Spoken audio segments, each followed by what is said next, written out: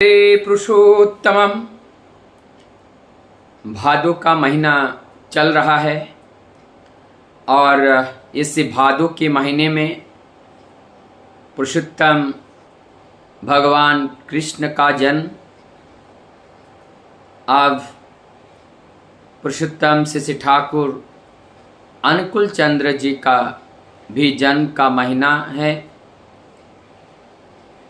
और इस महीना में हर भक्त अपने अपने घरों पर सभी भक्त जनों को लेकर के प्रभु का गुणागुण कीर्तन करते हैं। भगवान की आगमन बेला पर सूर्य उदय की तरह एक ऐसा प्लावन समझ में आता है जो प्लावित करता है, जिसमें दलित, वंचित, घृणित, लांछित, अवहेलित सबको सेवा दे करके पोषण दे करके उनके जीवन को भर देते हैं, सिंचित कर देते हैं, उनकी अभाव को परिपूर्ण कर देते हैं। वही परिपूरणकारी का ये आविर्भाव महीना शुरू हो रहा है। इस आविर्भाव बेला पर दो एक बातें जिनके स्पर्श मात्र से लोगों का दुख, दर्द, कष्ट, कितने नशेड़ी, जुआड़ी, पतित व्यक्तियों ने अपने जीवन को उन्हीं के चरण पे नौछावर कर दिया। कितने चोर डकैत को इंसान में तब्दील कर दिया। हेम कवि जैसे शराबी को एक महामानव का रूप दे दिया।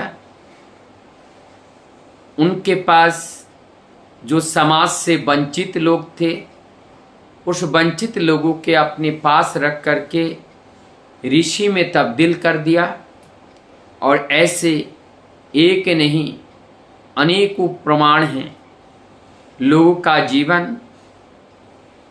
अंत ही होने वाला था, ऐसा अनेक अंत जीवन को बचा करके उनके जीवन की आशा की किरण को दोबारा जगा दिया।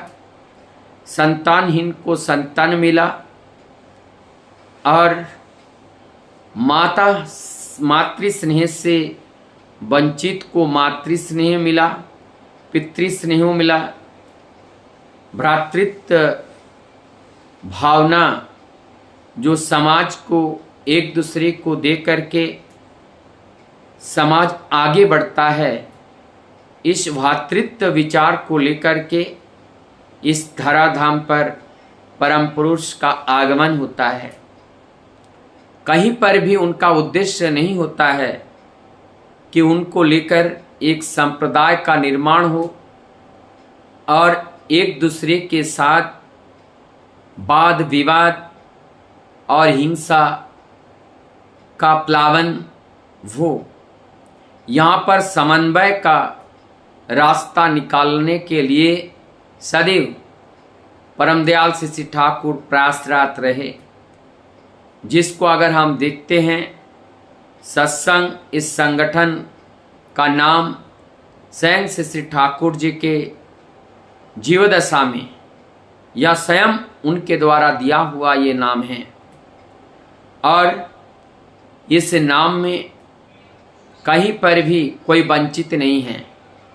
यहाँ पर सभी लोग, सभी मत पथ अवलंबी लोग उस परम सत्य के पुजारी हैं और उस परम सत्य को जान सकते हैं। किसी को भी अपने संप्रदाय को छोड़ना नहीं पड़ेगा, त्यागना नहीं पड़ेगा।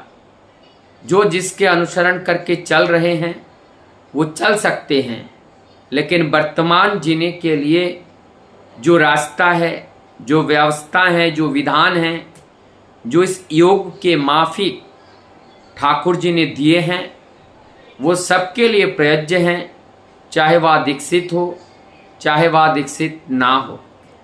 आज हम लोग जानने का प्रयास करते हैं कि कैसे ऐसे एक महामानव, पुरुषों में श्रेष्ठ, ऋषियों में श्रेष्ठ, ये जो श्रेष्ठ योगी के रूप में, महामानव के रूप में, पुरुषोत्तम के रूप में इस धरा पर आविर्भाव हुए हैं। जब हम उनकी मातृकुल को देखते हैं, जैसे माता मनमोहिनी के गर्भ से शिष्य ठाकुर जी का जन्म हुआ अनुकूल के रूप में। ये माता मनमोहिनी कृष्ण सुंदरी देवी के चतुर्थ संतान थी और छठा संतान लोहा नाम से जाना जाता था, जो मनमोहिनी के एकमात्र भाई। इससे जो कृष्ण सुंदरी देवी, वो भी अपने माँ कृपामयी देवी के चौथे संतान। अब उस कृपामयी के बारे में दो चार बातें समझने का प्रयास करेंगे कि ये ठाकुर कौन हैं, कहाँ से आए हुए हैं। जब तक हम उस कृपामयी माँ की कृपा के बारे में नहीं जानते हैं, तब तक ठाकुर जी के जीवनी अधूरा रह जाता है। माँ कृपामयी के मुँह से सदैव हरिबोल के अलावा और कुछ नहीं निकलता था, केवल हरिबोल हरिबोल ही बोलते थे। चाहे वो फूल तोड़ने जा रही हो, चाहे वो तुलसी का पत्ता तोड़ रही हो, चाहे वो भोजन खाना बना रही हो, चाहे वो कुछ भी कर रही हो, सब में हरिबोल हरिबोल हरिबोल। हरिबोल के अलावा उनके पास और कोई भी अस्त्र नहीं था। हरिबोल ही एकमात्र उनके जीवन का संबल था। अब वो कहती थी कि यह हमारा प्राण है, हम इनके बिना रह नहीं पाती हैं। उनकी जीवन की दो एक घटना के बारे में जब अगर हम जानते हैं तो हमारी उनके प्रति जो श्रद्धा है, भक्ति है, वो और बढ़ जाती हैं। उस समय पीने के पानी लाने के लिए कुएं से लाना होता था। कुएं में पानी लेने के लिए माँ जाती हैं कृपामयी देवी, और वहाँ पर कुछ चुट्टे लोगों ने, जो थोड़ा हिंसा करते थे या करते थे, वो लोग उस कुएं के पास दूर खड़े होकर के कुछ उस माँ से, कोई दादी कोई नानी कहकर करते थे, कोई माँ कहकर, सभी लोग एक मजाक के भाव में वो कह रहे थे, मतलब हरिबोल करती हैं, तो वो लोग मजाक करना चाह रहे थे। माँ आपके पास तो बड़ा शक्ति है, आप हरिबोल करती हो। आपके हरिबोल से ये जो केले का पेड़ है ना, इसका जो पत्ता है ये सूख जाते हैं तो रस्सी की तरह हो जाता है, कि इससे बांध करके आप इस कुएं से पानी निकाल लो, आपका तो हरिबोल है, वो निकाल देगा। अब वो हरिबोल करते करते उन्होंने, वो सरल है, उनकी बात को विश्वास कर ली, और उन्होंने उस केले के पत्ते, सूखे पत्ते से कलश को बांध कर उसमें से कुएं में डुबो करके प्रभु का नाम करते हुए, भजन करते हुए उन्होंने पानी निकाल लिया।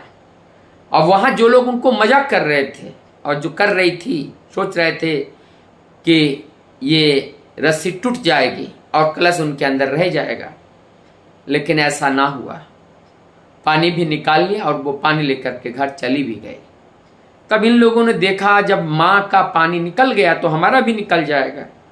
उन लोगों ने भी उससे बांधा कलश को और पानी में डाला। पानी भर के जब उठाए तो वो टूट गया, उठा नहीं।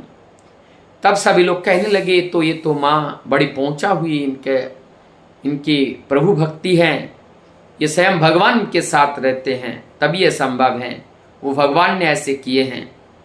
तो फिर माँ के साथ परीक्षा होती है। जो ऐसे करते हैं, कुछ लोग दुष्ट प्रवृत्ति के होते हैं, उनसे वो मजाक भी करते हैं, भगवान के सत्ता को मानना नहीं चाहते हैं। जो बार बार आंखों के सामने तैयार रहा है फिर भी उसको नकारता है, आगे भी ऐसे एक घटना हुई। माँ जो है कुएं के पास में खड़ी थी, अचानक किसी ने धक्का दिया, कुछ किया, वो माँ जो है कुएं के अंदर गिर गई। जब कुएं के अंदर गिरा, उनका चोट तो नहीं लगा, फिर वो हरिबोल करने लगी। वो तो हरिबोल ही करती हैं, हरिबोला है, हरिबोल कर रहे हैं और प्रभु से कह रहे हैं कि प्रभु क्या ये आप हमें जीवन में, आप इस बुढ़ापे में क्या अकाल मृत्यु मिलेगा? प्रभु मुझे रक्षा करो। ऐसे जैसे कहने लगे, पल भर में उनको कौन जानी उठा करके वो जो कुएं है उसके ऊपर रख दिए। और उसके बाद बाहर के जो लोग ये मजाक देख रहे थे, ये घटनाएं देख रहे थे, उन लोगों ने आके देखा उनका कहीं पर कोई चोट नहीं। तब उन लोगों ने मान लिया, चारों ओर एक रव फैल गया कि कृपामयी सुंदरी उनके साथ साक्षात भगवान रहते हैं और भगवान की उनकी अपार शक्ति है और वो शक्ति से उनको बचा लेते हैं। ऐसी घटनाएं उनके जीवन में घटित हुआ। बाद में एक दिन वो नाव से जा रही थी, कहीं नाव में भरे हुए लोग थे। अचानक बहुत ज़्यादा तेज आंधी आई, नाव डूबने ही वाला था। माँ अपने भाव से हरिबोल बोल रहे थे और सबको कह रहे थे हरिबोल बोलो, देखना वो प्रभु हम लोगों को बचा लेगा, क्योंकि हम उन्हीं के संतान हैं, हमें वो रक्षा जरूर करेगा। ऐसा माँ का विश्वास था। अचानक उस तूफान के अंदर, उस नदी के बीचों बीच में कहाँ जानी बालू का रेत का टीला सा आ गया, नाव जाके टिक गया।